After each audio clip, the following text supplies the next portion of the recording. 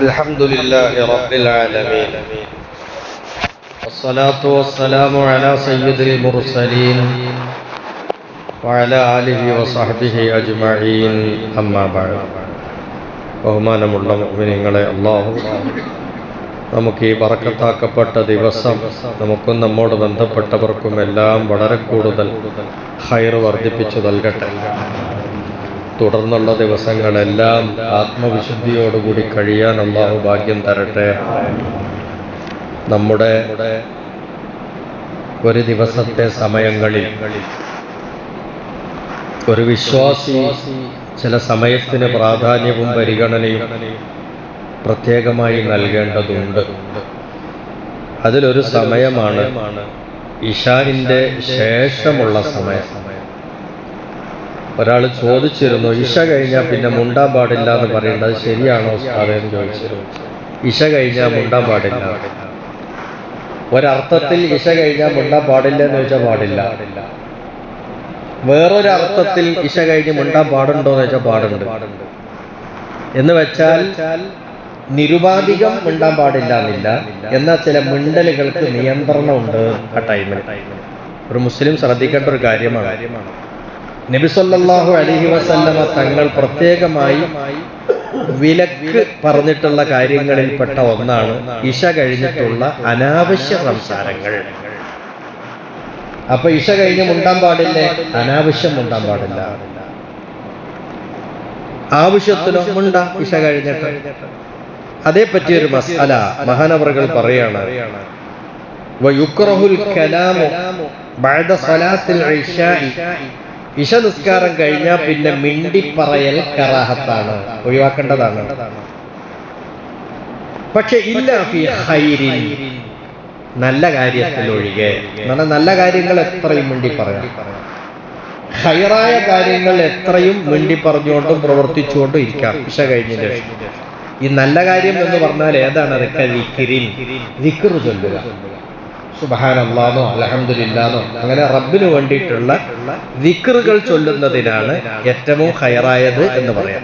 അങ്ങനത്തെ കാര്യത്തിൽ സംസാരിച്ചുകൊണ്ട് മുണ്ടിക്കൊണ്ടിരിക്കാം. രണ്ടാമത്തത് അറിവുമായി ബന്ധപ്പെട്ട കാര്യങ്ങൾ. ചിലപ്പോ റഫർ ചെയ്യേണ്ടതുണ്ടാകും, പുസ്തകം നോക്കേണ്ടതുണ്ടാകും, വായിക്കേണ്ടതുണ്ടാകും, മസ്അലകൾ പറഞ്ഞു കൊടുക്കേണ്ടതുണ്ടാവും, അല്ലെങ്കിൽ കേൾക്കേണ്ടതുണ്ടാവും. ഇങ്ങനെ ഇൽമുമായി ബന്ധപ്പെട്ട പ്രവൃത്തികളും ഇശ നിസ്കരിച്ചതിന്റെ ശേഷം ഖൈറാണ്, അതിന് കുഴപ്പമില്ല. മൂന്നാമത്തെ ഉദാഹരണം കൊടുത്തതാണ്, അത് നമുക്ക് ആവശ്യം വരും. നമ്മളോരോ പുറക്കാരെ ശ്രദ്ധിക്കേണ്ട കാര്യമാണ്. വീട്ടിൽ ചിലപ്പോ ഒക്കെ വിരുന്നുകാർ വരും, പെങ്ങളും മക്കളും വന്നു, അല്ലെങ്കിൽ കുഞ്ഞിമ്മയും മക്കളും വന്നു, കുഞ്ഞിമ്മാന്റെ മോളും കുട്ടികളും വന്നു, അല്ലെങ്കിൽ നമ്മളെ ഫ്രണ്ട്സ് ആരെങ്കിലും വന്നു, വിരുന്നുകാരായി നമ്മുടെ വീട്ടിൽ വന്നു അതിഥികൾ.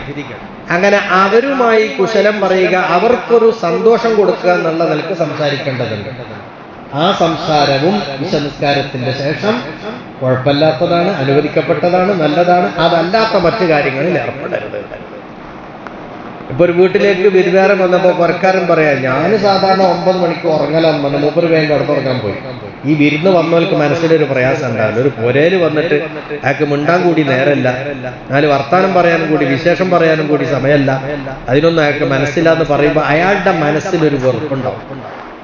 അപ്പോ പുറക്കാരൻ എന്ത് ചെയ്യണം? വീട്ടിൽ വന്ന വിരുന്നുകാരുമായി കുശലം പറയണം, അവർക്കൊരു സന്തോഷം കൊടുക്കുന്ന രൂപത്തിൽ സംസാരിച്ച് ഇരിക്കുന്നത് ഇശ നിസ്കാരത്തിന്റെ ശേഷം അനുവദിക്കപ്പെട്ടിട്ടുള്ളതാണ്. അത് ഈ വിലക്കിൽപ്പെടുന്നതല്ല. അപ്പൊ വിരുന്നുകാരോടുള്ള വർത്താനം, വിജ്ഞാനപരമായ വർത്താനം, സ്രഷ്ടാവായ അള്ളാഹുവിന് വേണ്ടി ചൊല്ലുന്ന ദിക്റുകൾ, ഇത്തരം കാര്യങ്ങളാണ് ഖൈറായത് എന്ന് പറയാം. ആ ഖൈറായതല്ലാത്ത മറ്റ് മുണ്ടിപ്പറയലുകൾ ഇശ നിസ്കാരം കഴിഞ്ഞ പിറകെ പാടില്ലാത്തതാണ്, ഉപേക്ഷിക്കേണ്ടതാണ്. പഴയ കാലങ്ങളിൽ ഒരു സ്വഭാവം ഉണ്ടായിരുന്നു. യുവാക്കളിലൊക്കെ രാത്രിയായാല് അവര് എന്ത് ചെയ്യും? റോട്ടിലേക്ക് ഇറങ്ങും. ഏതെങ്കിലുമൊക്കെ ഒഴിഞ്ഞിരിക്കുന്ന ഈ പാലങ്ങൾ ഉണ്ടാവും, ഓവ് പാലങ്ങൾ, ചെറിയ ചെറിയ ഇരിപ്പിടങ്ങൾ, അവിടെയൊക്കെ കൂടിയിരുന്നിട്ട് അവരുടെ ചിരിയും കളിയും കഥ പറച്ചിലും അങ്ങനെ കുറെ ബടായും ബണ്ടലും എല്ലാം അടിച്ച് മാറി അങ്ങനെ പോണൊരു കാലം ഉണ്ടായിരുന്നു.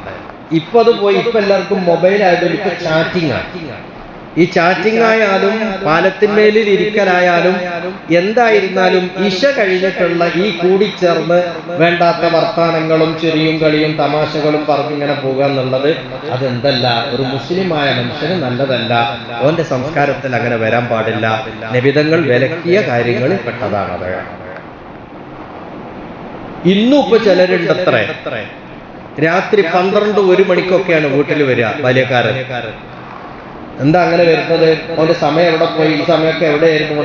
അവൻ അങ്ങാടിയിലുണ്ട്, കൂട്ടുകാരെ കൂടെ ഇങ്ങനെ സ്വറ പറഞ്ഞിരിക്കുക. അത്തരം പറച്ചലുകൾ ഒഴിവാക്കണമെന്നാണ് ഈ പറഞ്ഞതിന്റെ അർത്ഥം. പിന്നെ ചാറ്റിങ്ങുകൾ, ആവശ്യമായ ചാറ്റിംഗ് ഉണ്ട്, അനുവദിക്കപ്പെട്ട ചാറ്റിംഗ്. ഇപ്പോ ഭാര്യ ഭർത്താക്കന്മാർ ലൈവായിട്ട് അവരുടെ സല്ലാപങ്ങൾ നടത്തുന്നത് ഒരു പുണ്യകർമ്മമായിട്ടുള്ളൊരു കാര്യമായിട്ടാണ് പറയുന്നത്. ഇനി ദൂരെ സ്ഥലങ്ങളിലുള്ള ഭാര്യ ഭർത്താവാണോ, അവർക്ക് ആ സമയത്ത് ചാറ്റിങ്ങിന് സമയം കിട്ടുന്നെങ്കിൽ ആ ചാറ്റിംഗ് അവിടെ നടക്കട്ടെ. ആവശ്യമുള്ള ചാറ്റിംഗ് ആണ്. അനാവശ്യ ചാറ്റിംഗ് എന്ന് പറഞ്ഞാൽ ആ ഹലാലിന്റെ അപ്പുറത്തേക്ക് പരിധി വിട്ടാനുള്ള ചാറ്റിംഗ് എന്താണ്? ഹറാമാണ്. ഈ ഹറാമും ആവശ്യമില്ലാത്തതുമായിട്ടുള്ള ചാറ്റിങ്ങുകളിൽക്കും നമ്മൾ സമയം ചെലവഴിക്കുന്നത് ശരിയല്ല. പിന്നെ ഓരോരുത്തരുടെ മൊബൈൽ കിട്ടിയാൽ അതിലിങ്ങനെ തോണ്ടി തോണ്ടി തോണ്ടി തോണ്ടി എത്രയാ മണിക്കൂർ എത്ര കഴിഞ്ഞിട്ടാ ഉറങ്ങുന്നത്? 1, 2, 3 മണിക്കൊക്കെയാണ് ഉറങ്ങുക. ഇതൊക്കെ നമുക്ക് ഈ പറയപ്പെട്ട തിയറിക്ക് പുറത്തുള്ളതും നമുക്ക് അനാവശ്യമായിട്ടുള്ളതും ഒഴിവാക്കാൻ അള്ളാന്റെ തിരുദൂതർ നിർദ്ദേശിച്ചതുമാണ് എന്ന് നമ്മൾ പ്രത്യേകമായി മനസ്സിലാക്കണം. അപ്പോ ഇശ കഴിഞ്ഞ് മുണ്ടിക്കൂടെ ഉസ്താദെ എന്ന് വെച്ചാൽ മിണ്ട, പക്ഷെ നല്ലതിന് മുണ്ടണം.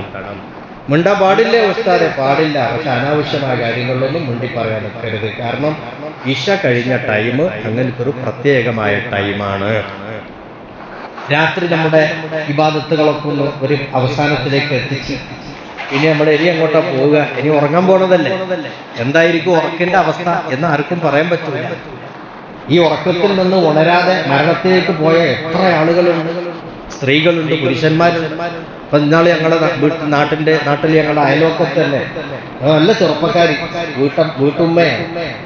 ഒരു കുഴപ്പമില്ല, രാത്രി കിടന്നുറങ്ങിയത്, രാവിലെ വിളിച്ചു നോക്കുമ്പോ ഉണരുന്നില്ല, മരിച്ചുപോയിട്ടുണ്ട്. അപ്പൊ ഉറക്ക് എന്ന് പറയുന്നത് മരണത്തിന്റെ ഒരു കൊച്ച അനിയനാണ് മരണം. അപ്പൊ അതുകൊണ്ട് തന്നെ ഈ ഉറക്കിലേക്ക് നമ്മൾ പോകുമ്പോൾ മരണത്തിലേക്ക് പോകുന്ന ഒരു ബോധവും നമുക്ക് ഉണ്ടാവണം. അപ്പൊ അതുകൊണ്ടാണ് നല്ലത് ചെയ്തിട്ട് നമ്മൾ എന്താക്കണം, ഉറക്കിലേക്ക് പോകണം. ആ ഉറക്കിൽ നിന്ന് ഉണരുന്നതും നല്ലത് പറഞ്ഞിട്ട് കൊണ്ടായിരിക്കണം. ഉറങ്ങി എണീക്കുമ്പോൾ തന്നെ നമ്മൾ എന്ത് പറഞ്ഞാൽ അൽഹംദുലില്ലാ എന്ന് പറയാം. കാരണം മരിച്ചില്ലല്ലോ. അൽഹംദുലില്ലാ, അള്ളാഹ്ക്ക് സർവ്വ അൽഹംദുലില്ലാഹില്ലദീ അഹ്യാനി ബഅദമാ അമാതനി, എന്നെ മരിപ്പിച്ച ശേഷം ജീവിപ്പിച്ച അള്ളാഹ്ക്ക് സർവ്വസ്തുതിയും എന്ന് ഹംദ് പറഞ്ഞ് ഒരു സ്വലാത്തും ചൊല്ല. ആർക്കാ നമ്മൾ ഈ സംസ്കാരവും ദീനൊക്കെ പഠിപ്പിച്ചു തന്നത്? ആരാ? മുത്തുനബി സല്ലല്ലാഹു അലൈഹി വസല്ലം. ഏത് സമയത്ത് ഉറങ്ങാൻ പോകുമ്പോഴും ഉണരുമ്പോഴും പള്ളിയിൽ കയറുമ്പോഴും ഇറങ്ങുമ്പോഴും ഒക്കെ നമ്മൾ പാലിക്കേണ്ട ഒരു അദബാണ് നബി സല്ലല്ലാഹു അലൈഹി വസല്ലം തങ്ങളുടെ പേര് സ്വലാത്ത് ചൊല്ല. ഇതൊക്കെ ചൊല്ലിക്കൊണ്ടായിരിക്കണം നമ്മുടെ ഉണരൽ. അപ്പൊ പറയാ, ഇശ കഴിഞ്ഞാൽ പിന്നെ നമ്മുടെ ടൈം വളരെ പ്രധാനപ്പെട്ട ടൈമാണ്. അത് അനാവശ്യങ്ങൾക്ക് വേണ്ടി ചെലവഴിക്കരുത് എന്നാണ്. അല്ലാഹു തആല നല്ലത് ചെയ്യാനും നല്ലതിന്റെ കൂടെ നിൽക്കാനും നല്ലത് കൂടുതൽ ചെയ്യാനും അല്ലാഹു നമുക്ക് എല്ലാവർക്കും തൗഫീഖ് നൽകട്ടെ. എല്ലാ തിന്മകളിൽ നിന്നും വേണ്ടായ്മകളിൽ നിന്നും എല്ലാം വിട്ടു നിൽക്കാനും നമ്മുടെ ഈമാനും ഇസ്ലാമും സുരക്ഷിതമാക്കി നിലനിർത്താനും അല്ലാഹു നമുക്കെല്ലാം ഭാഗ്യം തന്ന് അനുഗ്രഹിക്കട്ടെ. വആഖിറു ദഅ്വാനാ അനിൽ ഹംദുലില്ലാഹി റബ്ബിൽ ആലമീൻ.